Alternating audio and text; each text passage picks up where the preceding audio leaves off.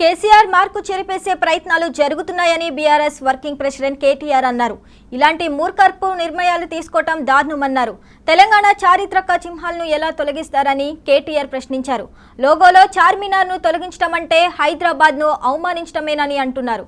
కాంగ్రెస్ కుట్రపూరితంతోనే వ్యవహరిస్తుంది, రాజకీయ కక్షతోనే రాజముద్రను మారుస్తున్నారని కేటీఆర్ అన్నారు. ఎన్నో త్యాగాలతో ఎన్నో పోరాటాలతో సాధించుకున్న తెలంగాణలో ఈరోజు దశాబ్ది ఉత్సవాలు నిజానికి ఒక పండుగ సంతోషభరితమైన వాతావరణంలో జరగాలి. మరి 10 ఏళ్లలో సాధించిన ప్రగతిని కాదని, 10 ఏళ్లలో జరిగిన పనిని కాదని, అభివృద్ధిని గుర్తించలేని ఒక మొండి వైఖరితో కేవలం కేసీఆర్ గారికి పేరు రాకూడదు, కేసీఆర్ గారి పేరు వినబడకూడదు అనే ఒక మూర్ఖపు ఆలోచనతో కాంగ్రెస్ ప్రభుత్వం ఏదైతే ఉందో ఇవాళ గత 10 ఏళ్లలో జరిగిన ప్రగతిని కానరానియకుండా, గత 10 ఏళ్లలో జరిగిన పనిని కానరానియకుండా కొన్ని మూర్ఖపు నిర్ణయాలు తీసుకుంటా ఉంది.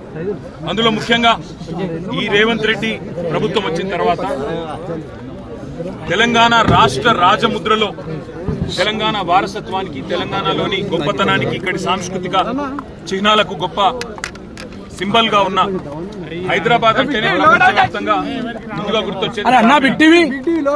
బ్రహ్మాండంగా చార్మినార్ ఒకటే కాదు, ఇవాళ తెలంగాణ అంటేనే గుర్తొచ్చేది కాకతీయ వారసత్వానికి చిహ్నంగా ఉన్న కాకతీయ కళాతోరణం.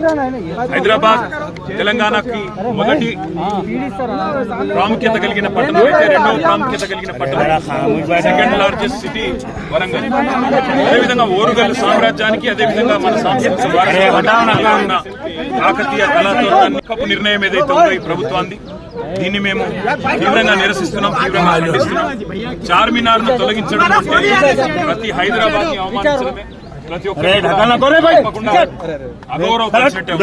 రాష్ట్ర ప్రభుత్వానికి మేము చేసే డిమాండ్ ఒకటే, మిమ్మల్ని ఎన్నుకున్నది ప్రజల బతుకులు మార్చమని, ప్రజలకు మేలు చేయమని, పథకాలు అమలు చేయమని, ఇచ్చిన వాగ్దానాలు నిలబెట్టుకోమని. అంతేగాని వాళ్ళ చార్మినార్ ని తొలగిస్తా, కాకతీయ కళాతోరణాన్ని తొలగిస్తా అంటూ మూర్ఖపు నిర్ణయాలు ఏదైతే ముఖ్యమంత్రి రేవంత్ రెడ్డి చేస్తా ఉన్నారో వారికి మేము తెలంగాణ ప్రజల పక్షాన, తెలంగాణ ప్రజల పక్షాన చేసే డిమాండ్, ఇలాంటి మూర్ఖపు నిర్ణయాలు విరమించుకోండి. ప్రజలతో అనవసరంగా ప్రజల ఆత్మగౌరవాన్ని దెబ్బతీసే విధంగా, తెలంగాణ ఉద్యమకారుల ఆత్మగౌరవాన్ని దెబ్బతీసే విధంగా వ్యవహారం చేయకండి.